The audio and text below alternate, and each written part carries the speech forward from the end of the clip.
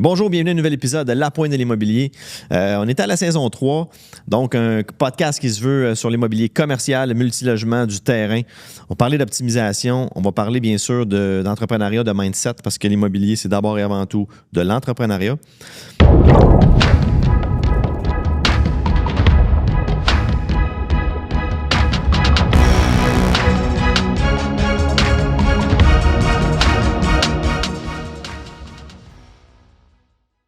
Pour faire l'immobilier, il faut qu'on finance les immeubles. Pas toujours, il y a du monde qui achète cash, mais en gros, on utilise le levier financier. Puis aujourd'hui, pour en parler de différents volets du financement, j'ai Julien Parent qui est avec moi. Salut Julien. Sam. Merci de l'invitation. Merci d'être venu. Julien qui est courtier hypothécaire chez PMML. Depuis combien de temps environ? Depuis 3 ans maintenant, un peu plus de 3 ans. OK, quand même. Pendant la pandémie, en 2020, j'ai fait le saut avec Jean-Simon Norton. Je fais partie de l'équipe de Jean-Simon Norton. Exact. Et puis, depuis un peu plus de 3 ans, effectivement. Good. Tu as fait le saut en immobilier hypothécaire? Ouais. Good. Est-ce que tu veux juste me dire, tu es issu de quel milieu à peu près? Oui, moi, en fait, si on parle un peu de background, j'ai fait du financement hypothécaire résidentiel pendant longtemps. OK. Je suis dans le milieu depuis 2014. J'ai pas ma licence depuis 2017, mais j'étais adjoint au courtier auparavant. C'est un peu le hasard qui m'a mis dans ce domaine-là. Il n'y a rien de sexy à travers l'histoire. Il n'y a pas nécessairement de passion qui m'a poussé vers là. C'est des choses qui m'ont amené là.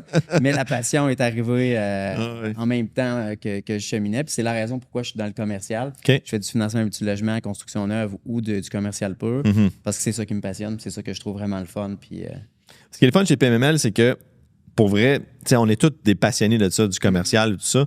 Même moi, j'ai pas de licence résidentielle, j'ai une licence purement commerciale. J'ai toujours voulu faire de toucher à tout ce qui est l'investissement immobilier parce que je trouvais ça d'un plus sexy.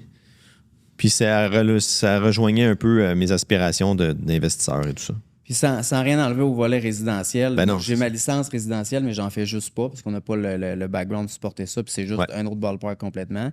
Je considère toutefois que c'est un peu plus transactionnel. Puis je pense que dans le courtage immobilier, c'est la même chose. Tandis que dans le volet commercial, on n'a plus le temps de développer une relation avec les clients, de vraiment aller en profondeur. Il y a beaucoup de clients qui s'est rendu des amis avec la force des choses, de se parler à tous les jours. C'est ça que je recherchais d'abord et avant tout. Puis c'est ça que je trouve un peu plus passionnant dans le financement commercial. C'est vrai qu'on a beaucoup de repeat business, ce que tu as peut-être dans le résidentiel avec certains clients, mais dans ce qu'on fait, moi, j'ai des clients qu'on a acheté, on est parti de 0 à 100 portes. Oui, c'est ça. T'sais? Puis j'écoutais tes autres épisodes, tu parlais d'un immeuble que tu avais vendu à un client, puis finalement, il vient te voir pour que tu le revendes une fois le revenu optimisé. Ça reste du repeat business, même si la technicalité est un peu différente de financement hypothécaire, mais dans ton milieu aussi, je présume qu'il y a beaucoup de ce volet-là. Oui, absolument. Je viens de vendre un immeuble justement d'un monsieur il m'avait écouté. Le monsieur, il trouvait l'immeuble cher, puis je me rappelle, on gossait pour une couple de mille dans la transaction, puis je voyais vraiment le potentiel. Il y avait 2 logements vacants. Donc, je dis, écoute, tu as 2 logements vacants, tu vas pouvoir l'optimiser, aller faire une belle toile blanche, fais le projet. Puis il me rappelle 2 ans après, il dit, écoute, Sam, j'ai un nouveau projet, je veux m'acheter une entreprise. Évalue-moi mon immeuble, je l'évalue. Finalement, il est capable de sortir comme un 200 quelques mille. Fait que là, le gars, il dit, OK, on le vend. T'sais. Fait qu'il l'a vendu, il a passé à une autre étape. C'est le fun, ça. Ah ouais, puis c'est extrêmement gratifiant de développer en même temps que les clients, de voir les clients s'épanouir dans leur parc immobilier, réussir les transactions. C'est une forme de paye, là. J'adore ça. Ouais, c'est ça. Effectivement, c'est une forme de paye, effectivement. C'est ça ma paye, c'est ça qui me drive. Ultimement, on le fait pour payer les billes, on s'entend. Faut être réaliste, sauf que je pense que c'est important de s'accomplir dans ce qu'on fait. Puis ça, c'est l'argent, ça amène une forme d'accomplissement, mais de réussir en même temps que les clients, puis de voir les clients s'épanouir, ça, c'est extrêmement gratifiant. Puis, absolument. Ouais. En ce moment, l'immobilier, là, on est en 2024. Pour ceux qui écoutent le podcast, on est premier trimestre de 2024. Comment ça se présente là, un petit peu de ton bord? Là? Comment tu vois le marché actuellement? Question qui tue, hein? Ça, on s'en fait demander tout le temps. Comment ça va le marché? Sors ta boule de cristal. Casse-tête un peu. On a commencé en rentrant en janvier, début janvier, des taux très bas. On a cherché des beaux taux de qualification dans nos dossiers. Un peu contre-attente. Là. On s'entend que personne pense que ça va être un fleuve tranquille, là. Sauf que contre les attentes, il y a eu des rapports d'inflation aux États-Unis, au Canada qui ont sorti un peu en dessous des attentes. En fait, un petit peu trop haut par rapport aux prévisions. Les taux ont spiké peut-être 40-50 points de base. Quand tu parles des taux, parce que j'ai eu beaucoup de commandes récemment sur mes podcasts, puis on est très technique parce qu'on connaît notre affaire. Mais juste pour comprendre, on parle des taux du CMB. Oui, exactement. C'est un bon point parce qu'effectivement, quand on a l'habitude de parler de ces taux-là, on a plusieurs formes de taux, là, mais le taux directeur, c'est une chose. D'ailleurs, il doit baisser aujourd'hui. On va voir la nouvelle. C'est sûr qu'il va baisser aujourd'hui. Non, je pense pas qu'il baisse. Je pense qu'il va rester stable. Moi aussi. Mais le taux directeur est une chose, donc c'est pas nécessairement ça qui va fluctuer sur le CMB. Quand je parle de taux puis d'augmentation de points de base, d'émission de points de base, c'est le CMB. C'est ce sur quoi le pricing des prêteurs est appuyé. Absolument. Et c'est très, très sensible. Dans une journée, il peut avoir une fluctuation de 10 à 15 points de base. On peut fixer un taux. Quand on fixe un taux d'ailleurs, si c'est un peu méconnu, on a près de 10 minutes pour revenir parce que la fenêtre d'opportunité va se fermer. Il va falloir avoir une autre cotation en direct pour être sûr que ça soit appuyé par le CMB.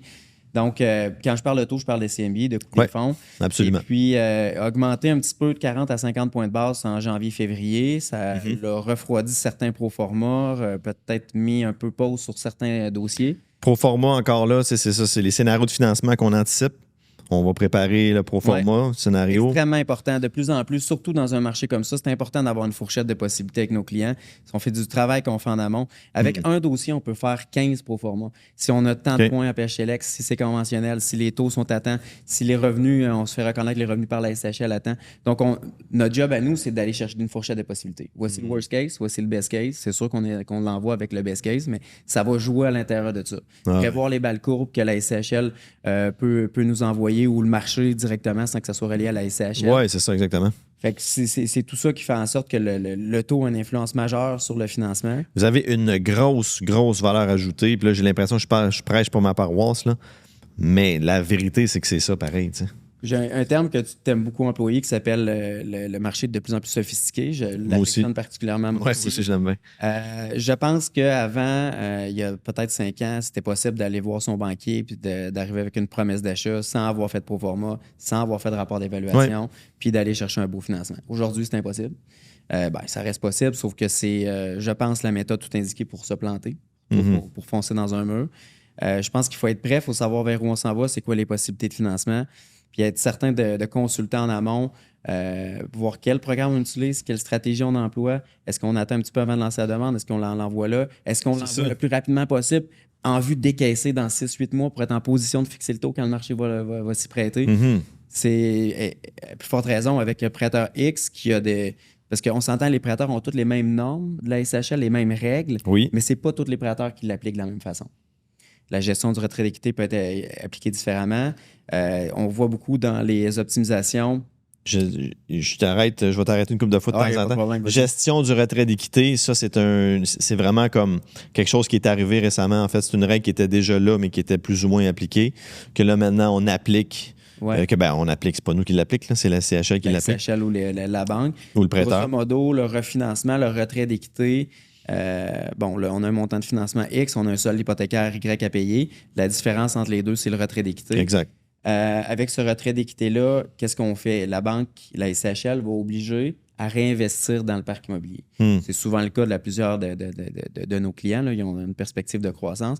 Ce que la SCHL ne veut pas, c'est de retirer. Puis cette norme-là vient directement de la COVID. Elle a eu peur que l'argent soit siphonné du parc immobilier pour être envoyé ailleurs en prévision de la pandémie qui est en cours. Ouais, c'est ça. Mais la règle s'applique toujours. Le but, c'est que l'argent, le profit qui a été fait avec l'immobilier soit réinjecté dans l'immobilier. Donc, on peut acheter d'autres propriétés de 2 logements et plus. On peut rénover des unités du parc existant, mais on peut construire des nouvelles unités, mais on ne peut pas, par exemple, partir en voyage ou s'acheter une marge.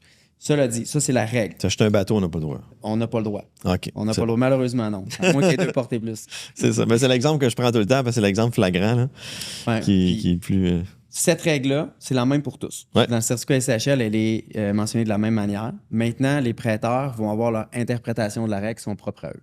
qui vont la gérer d'une façon plus stricte, moins stricte, plus souple, vont donner 5 ans pour le prouver. Fait que c'est pour ça que le choix de la banque, puis ça, on parle d'un exemple, mais il y a plusieurs autres exemples dans un certificat qui a des conditions et qui ne seront pas appliqués de la même manière par la banque. Certificat CHL, donc le papier qui a été mis par la CHL suite à l'approbation du dossier, ils émettent un certificat, puis là-dedans, il y a un paquet de conditions. Exactement. Donc, pour faire un peu chronologiquement comment on fait un dossier, là, on monte le dossier, on l'envoie à la SCHL pour une approbation. Une fois qu'on a l'approbation, on a le certificat SCHL. C'est ce qui détermine les conditions du prêt. Le taux de marché, taux de qualification, là, dans le sens que le taux contrôle ne doit pas dépasser le taux de qualification, le montant de financement, la prime, les unités qui sont identifiées abordables, le nombre de jours qu'on a pour effectuer les travaux d'efficacité énergétique, s'il y a lieu. Donc, une panoplie de conditions à respecter avant d'aller au déboursé ou que l'emprunteur doit souscrire une fois le déboursé fait pendant la durée du terme. Exact. Tu sais, là, tu as dit un mot tantôt, là, on parle de sophistication dans le marché. Actuellement, il y a une énorme sophistication. Je le vois beaucoup.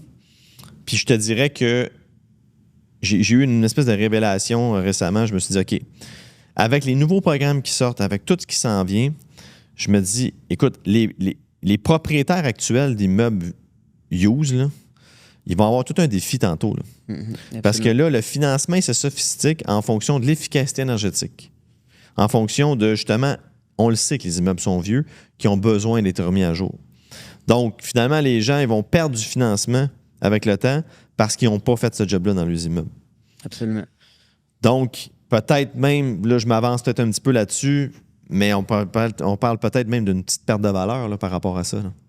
Perte de valeur, puis perte d'opportunité aussi. Exact. Parce que si on prend le volet efficacité énergétique, ça c'est dans le programme APH, si on améliore l'efficacité énergétique, si on réduit pour l'existant, si on réduit l'émission de gaz à effet de serre, on a des points et des assouplissements de financement qui sont extrêmement intéressant. Bien, absolument. Maintenant, c'est une période. Le programme, est-ce qu'il va être le même dans un an? Il y a une révision annuelle qui est faite à la SCHL, on ne le sait pas. Fenêtre d'opportunité. Et éventuellement, je pense que ça va devenir une norme à atteindre et non plus un assouplissement qu'on a si on atteint ces critères-là. Exact. Donc, je pense que ceux qui ne font pas le saut maintenant avec un assouplissement de financement, avec un incitatif, vont devoir de toute façon se rendre à la même place, mais à leurs frais. Imagine. Donc, c'est ça. Donc, d'où le pourquoi de bien structurer ton achat au départ. Puis justement, tantôt, avant qu'on rentre en onde, on a parlé de quelque chose de super intéressant. Voyons, je viens de perdre mon idée. On jasait d'optimisation. Depuis la vie 248, là... C'est quoi la vie 248? À l'automne dernier, la SCHL a émis un avis 248, c'est le nom de l'avis, là, rien de plus compliqué là-dessus. OK. Stipulait que tous les travaux qu'il y avait... Normalement, un prêt privé, on ne pouvait pas le rembourser, mais il y avait des exceptions faites. Puis c'était devenu un peu la norme de le rembourser. On s'était habitué à ça. Donc là, ligne dure, suite à l'avis 248, on ne peut plus rembourser de prêt privé avec... Donc, aucun prêteur accrédité au final. Ouais. C'est un peu ça. Le vrai terme, c'est les prêteurs accrédités. C'est notre compréhension que c'était juste, ça visait le prêt privé puis la balance de vente qu'on ne pouvait plus rembourser.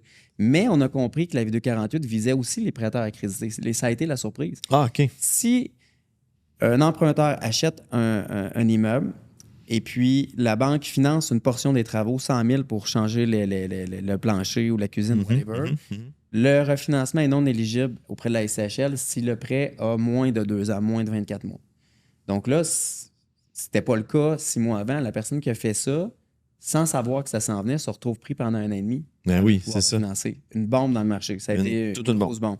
Donc, là, le réflexe de certains était de dire les refinancements, l'optimisation rapide, d'optimiser et de refinancer, ça ne peut plus se faire. C'est inexistant. Maintenant, on comprend mieux le programme et avec toute la SCHL, les questions qu'on a posées. C'est faux, on peut faire de l'optimisation, sauf qu'il faut que le client injecte de l'argent lui-même. Que ce soit ses propres poches qui financent les travaux. Et ce que la SCHL veut, c'est skin in the game. Elle veut que l'emprunteur participe au risque. Ouais. C'est ce qu'on a compris. Est-ce que c'est possible que... Parce que là, dans le fond, ça vient changer un peu aussi la structure d'acquisition au niveau du financement. On pourrait aller directement avec la CHL dans ton projet d'optimisation. Finalement, la CHL veut participer à ça, mais de façon structurée. Veut avoir un regard sur comment la transaction va se passer. Bon. Veut éviter que les travaux soient financés par l'institution d'une part. Ouais. Et là, le réflexe, ça a été de dire on ne peut plus faire d'optimisation parce qu'il faut que j'achète au conventionnel avec des mises de fonds de 40, 50, 60 %, ce qui est énorme. Et en plus de ça, il faut que je finance moi-même les travaux. Aussi bien faire de la construction neuve, là, à ce moment-là, si j'ai autant de liquidités injectées. Premier réflexe. Maintenant, il y a des programmes, la SCHL, on parle de la PHLEC, mais il y en a d'autres, puis on peut jumeler les deux, là. Mais on peut acheter ou refinancer en présentant le projet d'optimisation à la SCHL. Donc, on peut avoir des déboursés progressifs directement avec la SCHL, un peu à la manière d'un bridge de construction, pour optimiser l'immeuble. Donc, s'il y a 2 vacants, s'il y a un locataire qui part, l'unité va être refaite et va être louée plus cher, bien, on s'appuie sur la valeur future, on s'appuie sur les revenus futurs et on s'appuie sur les dépenses futures. Donc, possibilité d'augmenter les revenus, possibilité de déduire des dépenses, d'aller chercher un financement en fonction de ça avec le programme APH-SELEC, les assouplissements. Donc, on peut optimiser jour 1 maintenant. C'est ça qu'on comprend. Ben oui, c'est ça. Puis on peut optimiser. C'est ça, exactement. Et se faire financer sur ta valeur future, donc te faire financer plus que le prix d'achat. Absolument, absolument. Dossier qu'on a fait récemment, le prêteur est ouvert à donner un déboursé plus élevé que le prix d'achat.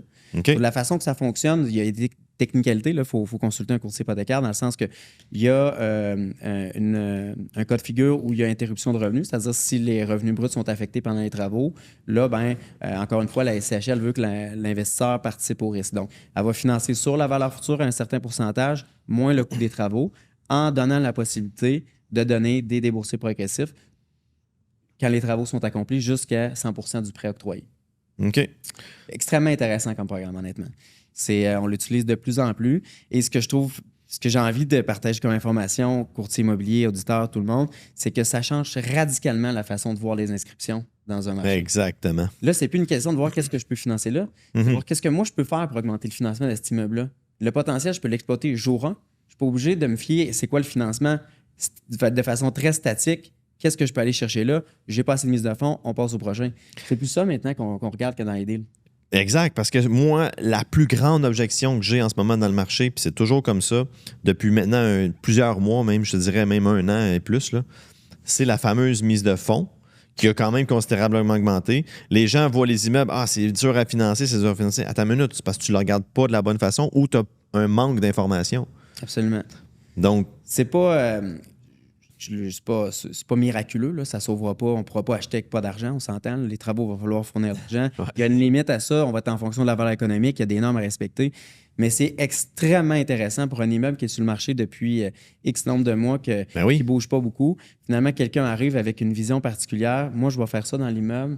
Je vais rajouter des unités. Je vais couper les dépenses. Je vais augmenter les revenus. Ça change radicalement la perspective de financement. Puis ça peut devenir une très bonne... Ce qui avait l'impression d'être un immeuble qui était voué à l'échec en termes de vente peut devenir une excellente opportunité pour un emprunteur qui sait quoi faire avec elle. Puis la personne qui comprend ça, l'investisseur qui comprend ça, mon Dieu, là, il va avoir beaucoup plus d'opportunités qu'il pense sur le marché. Donc, ça revient à ce que tu disais tantôt, extrêmement important de consulter des professionnels en amont pour voir ce potentiel. Qu'est-ce qui est possible de financer?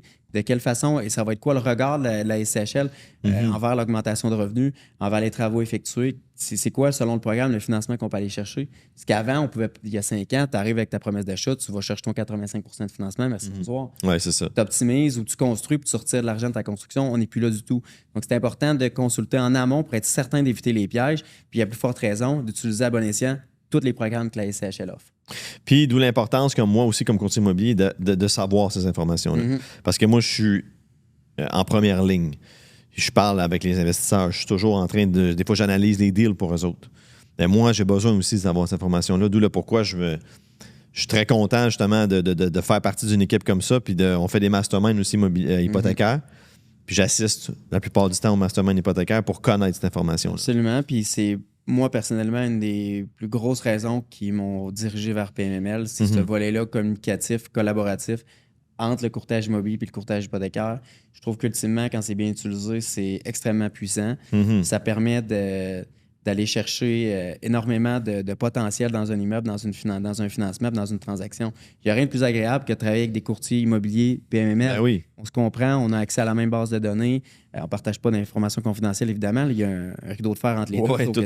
C'est quand même extrêmement aisé de travailler avec des collègues quand on fait partie de la même famille puis on connaît la même réalité. Et on sait que les courtiers immobiliers ont une très forte connaissance du financement hypothécaire commercial, ce qui n'est pas toujours le cas dans les autres bannières. Non, effectivement, c'est ça. Ça fait que c'est plus fluide, ça fait ça fait que les transactions, ils se rendent jusqu'au bout. Ça peut faire, dans certains cas, la différence entre closer ou avorter en cours de route. Ça, c'est sûr, c'est sûr. Puis le client, il a un meilleur service.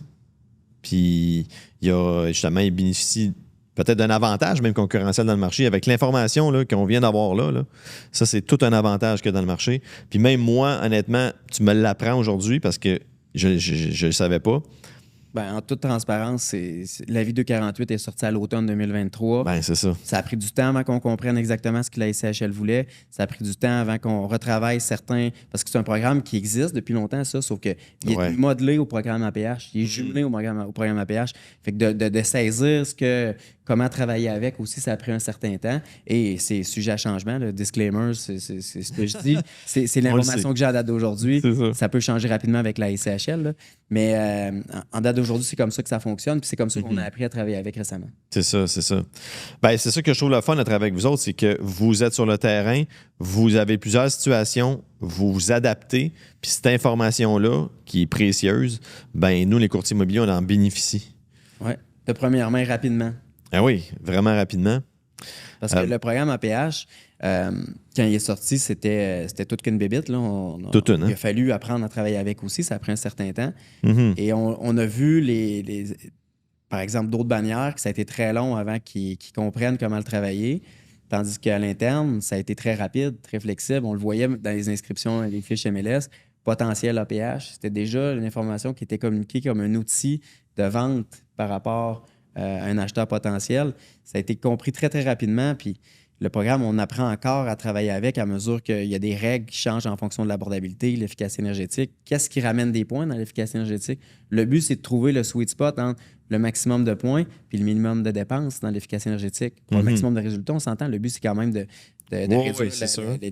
d'augmenter l'efficacité énergétique. Mais tu ne veux pas être obligé de refaire le bloc, puis tu n'es pas nécessairement obligé de refaire le bloc. Là. Tu sais, exemple, l'isolation, tout ça. C'est ce qu'on pensait au début. Triple verre, revêtement, refaire la toiture, c'était du CAPEX extrêmement important. Donc, on a rejeté un peu du revers de la main si l'immeuble ne devait pas avoir les fenêtres qui étaient changées. Maintenant, on comprend qu'avec des thermopompes qui sont extrêmement performantes, on va chercher beaucoup de points en améliorant... Découvert les tanks à eau chaude aussi, les tanks à eau chaude. Oui, haute efficacité, c'est intéressant. Lumière, lunetterie, faible débit. C'est de la quincaillerie, là, ça ne coûte pas grand-chose, mais ça améliore pour vrai l'efficacité énergétique de l'immeuble. Donc, c'est une belle manière d'aller chercher des points. Oui, c'est ça.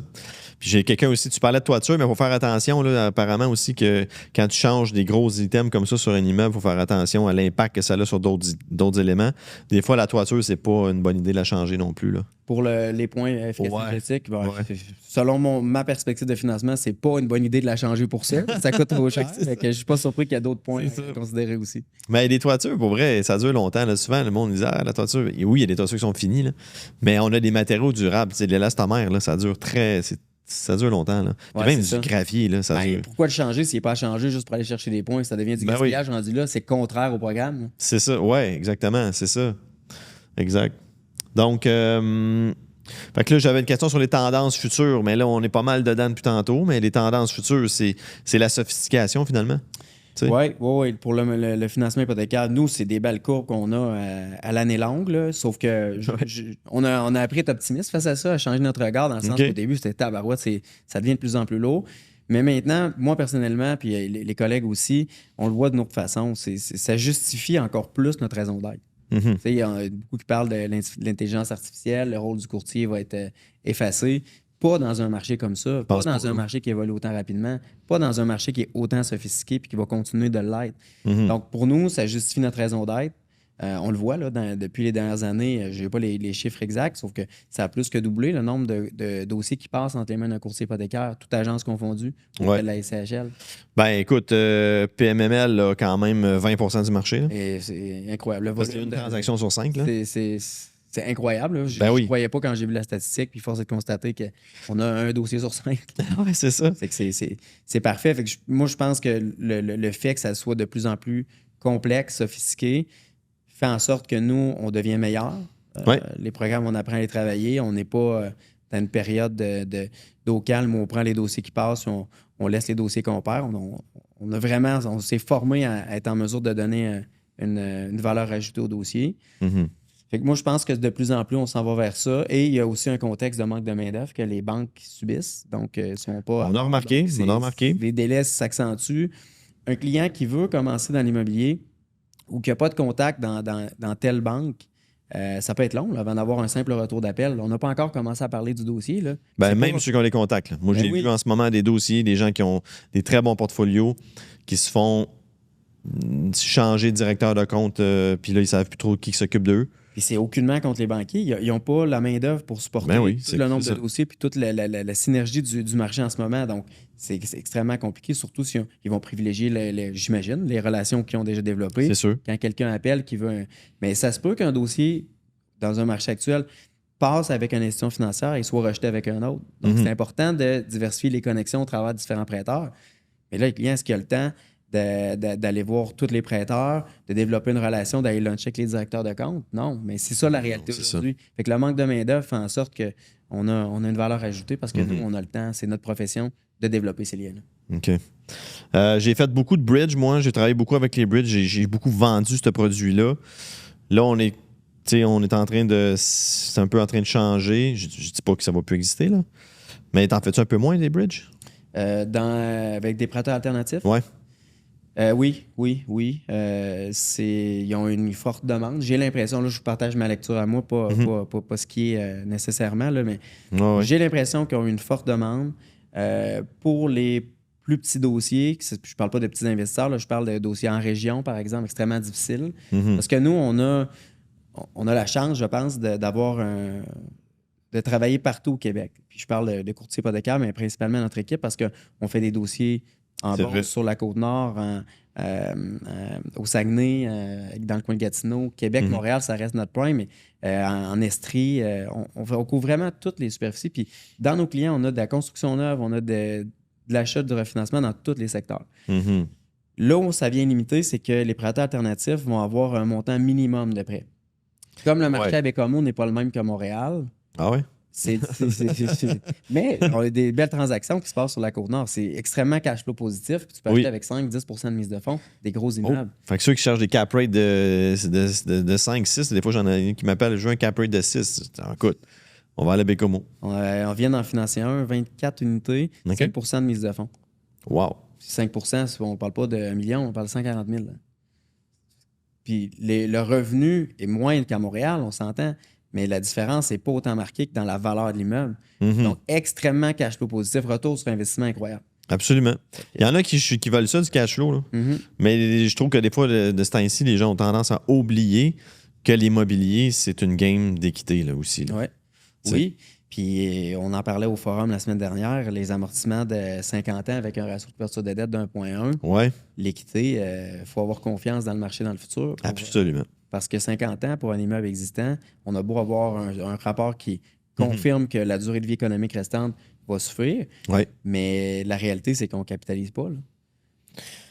Mais dans ces milieux-là, je le comprends un peu plus parce qu'il y a énormément de cash flow qui est généré, donc tu peux aller créer de l'équité sur un autre immeuble.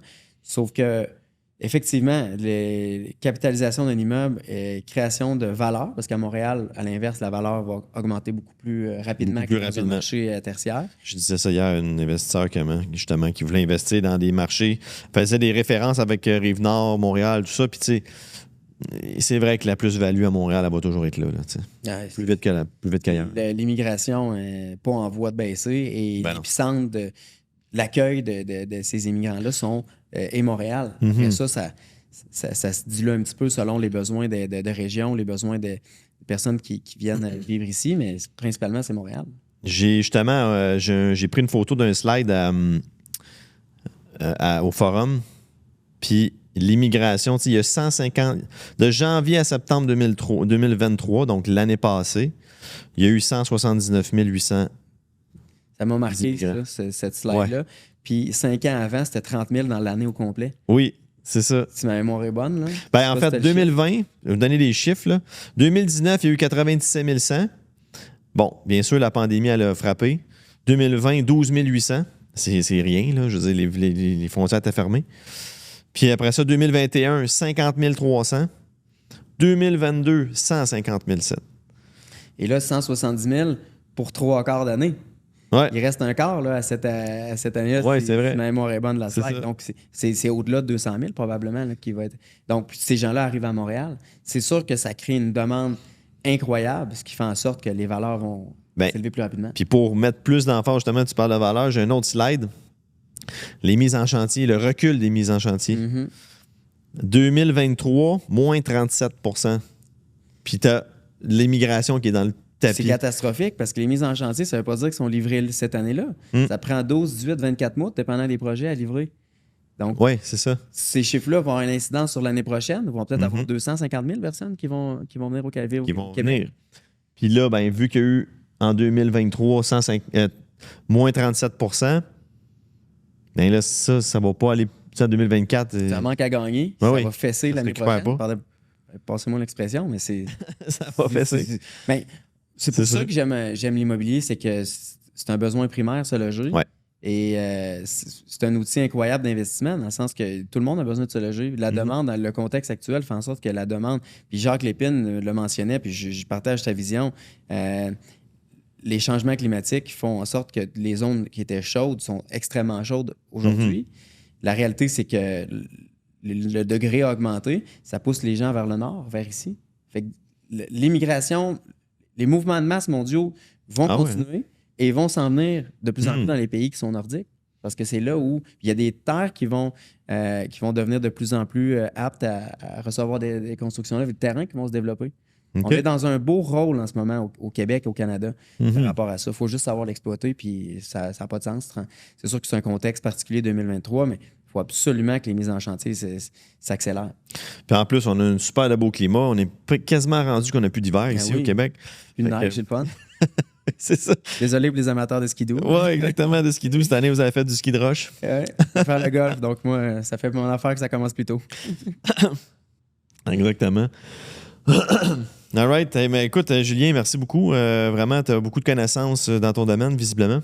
J'adore ça. C'est une des choses qui me stimule le plus. Puis tantôt, je parlais de mon background qui m'a amené vers ici de façon un peu aléatoire, qui n'est pas rien lié à une passion au départ. Moi, j'ai un background en enseignement. OK. J'ai étudié pour être enseignant. Fait que je pense que ça me donne des outils pour communiquer l'information. J'aime ça apprendre des informations, puis j'aime ça la communiquer. Beaucoup de clients qui aiment ça comprendre les procédures. Parce que là, tantôt, on parlait de certificat SCHL, CMB, tout ça. Ça, c'est un fragment de tout ce qu'on doit saisir dans le contexte d'une transaction hypothécaire. Fait que de pouvoir la communiquer, je pense que c'est un atout. Puis de travailler avec Jean-Simon, on est 3 dans l'équipe. Il y a Vincent et Jean-Simon. Là, on fait une belle dynamique, les 3 ensemble. Jean-Simon est extrêmement cérébral. Il y a beaucoup de choses qu'on comprend des programmes, que c'est lui qui le déchiffre, qui saisit comment les travailler. Donc, on fait une belle équipe. Ben, ce qui est le fun, puis souvent, je vois sur les médias sociaux, les gens essayent de comprendre de fond en comble le programme. Je comprends que ça peut peut-être les aider, mais en même temps, tu sais, de bien s'entourer dans la vie, je dis, vous êtes là-dedans la journée longue. Fait que vulgarise-moi là, dis-moi les grandes lignes du programme. Puis, je dis tout le temps à un client, amène-moi un immeuble. Tu veux acheter quelque chose, là, on va apprendre à travailler ensemble. Envoie-moi des proformas. Je ne veux pas trop prendre de ton temps. C'est à ça que je sers. Viens me voir. On va analyser ensemble c'est quoi les possibilités de financement. Je vais dire qu'est-ce que j'en pense. Est-ce qu'on a un potentiel de financement sur valeur future? Est-ce qu'on fait simplement y aller avec la PHLEC efficacité énergétique? Est-ce qu'il y a d'autres façons de le travailler? On va le regarder ensemble. Puis si au final, il n'y a rien qui t'intéresse, on passe au suivant. Fait que c'est comme ça qu'on travaille en ce moment avec les investisseurs. Ben oui. Absolument. Fait que pas besoin de saisir toutes les modalités du programme en tant que tel. Non. Moi, je suis là pour te donner ma vision sur ce que je pense qui est le mieux pour cet immeuble-là. Absolument. Puis c'est comme ça quand tu vas réussir à trouver des opportunités où ce que les gens ne voient pas. Absolument. Parce qu'ils font pas ces kilomètres de plus. Dans le marché actuellement. Ben oui. Parce qu'il y a des inscriptions, il y a plus de vendeurs qu'à l'inscription malgré les dernières années, malgré le taux d'intérêt. Et que si tu veux être celui qui ressort avec la promesse d'achat acceptée ou qui prend l'immeuble qui est un peu délaissé parce que personne ne voit de potentiel, c'est comme ça que tu vas être capable de passer à l'action pour faire une réussite. Puis je parlais avec quelqu'un récemment qui m'a dit vous autres PML, vous n'en avez pas des deals, puis tout le kit, j'en vois pas sur. Ouais, mais va sur Centris, va partout. Il n'y a aucun listing qui s'est écrit en noir sur blanc, en gros, caractère gras. Ceci est un deal. sais, c'est comme, il faut le travailler, il faut l'analyser, il faut faire le petit kilomètre de plus comme on fait là. Mais la notion de deal est tellement variable. En plus. Un deal, c'est-tu un 6 logements que tu vas mettre à terre puis tu vas construire un 16 parce que toi, tu connais le secteur, le zonage, puis tu vois qu'il y a un potentiel de changement de zonage? C'est-tu un deal, c'est-tu un immeuble que tu vas injecter de l'argent dedans, que tu vas le geler, mais qui va prendre beaucoup de valeur? L'autre, pour un deal, ça va être un immeuble que tu peux flipper rapidement pour revendre ou pour refinancer. Déjà là, il faut saisir la notion de deal pour après ça être capable de dire il n'y a pas de deal dans des inscriptions. Absolument. Puis n'hésitez pas, souvent je dis aux gens, n'hésite pas à m'envoyer. Tu vois quelque chose sur le marché, on a l'œil pour ces choses-là, on a les outils pour le travailler aussi, donc envoyez-nous-les. Moi, tu m'envoies un deal, pas un deal, mais je dis ça va devenir un deal. Mais envoie-moi le listing, on va le calculer, on va le regarder, on va faire des proformas. Puis au final, on va le ficeler. Ça se peut que ça soit pas un deal, mais on va le travailler. Mais ça prend l'œil de professionnel pour être capable de voir le potentiel d'un immeuble, ben oui. Que ce soit immobilier ou hypothécaire. Puis en même temps, encore là, j'aime pas cette notion-là. Ça se peut que ça soit pas un deal pour toi, mais pour un autre, ça va l'être. Exactement ce que je voulais dire. C'est ça, tu sais. All right, Julien, merci beaucoup. C'est tout le temps qu'on a aujourd'hui. C'est vraiment enrichissant. Merci encore de l'invitation. J'en profite pour dire que je trouve ça hyper cher ce que tu fais. Merci. Je le sais qu'on est tous occupés. La roue tourne vite, surtout que tu es courtier immobilier à succès. C'est génial que tu prennes le temps de faire ça parce que c'est beaucoup de valeur ajoutée. Good. Ben en fait, c'est l'objectif, c'est d'apporter de la valeur au marché. Ça prend un podcast comme ça sur le marché, puis de faire venir des gens comme toi qui ont de l'expérience de différents milieux. J'ai fait d'autres podcasts avec d'autres genres de personnes qui font pas nécessairement du courtage immobilier ou hypothécaire, mais ça apporte de la valeur au marché. Puis on en a besoin, ça prend ça. Le marché évolue tellement vite que il n'y a pas une base à aller chercher, puis après ça, plus besoin d'écouter de podcasts ou autre. Je trouve que c'est bien de faire ça, de se mettre à jour. Puis moi, j'écoute souvent des podcasts de PMML, de toi, de d'autres chaînes, puis j'apprends tout le temps quelque chose. Parce que moi, mon domaine, c'est le financement, mais j'aime ça avoir l'œil de l'immobilier, de constructeur, d'optimisateur. Ça donne d'autres sphères que nous, on ne voit pas nécessairement parce qu'on est focus sur le financement. J'apprends plein de choses, autrement dit, dans ces podcasts-là. Écoute, il y a tellement de niches dans l'immobilier de différents niveaux. C'est incroyable. Il y a autant de... Je pense qu'il y a autant d'opportunités que d'individus. Tout le monde... Je parle à tellement de monde qui font différentes affaires. Tu as parlé de construction, tout ça. Il y en a qui font... mon Dieu, je n'ai pas toutes les idées en tête, là, mais ça peut être de la maison de chambre... Il y a du monde qui font de l'immobilier autrement. Mini-entrepôt.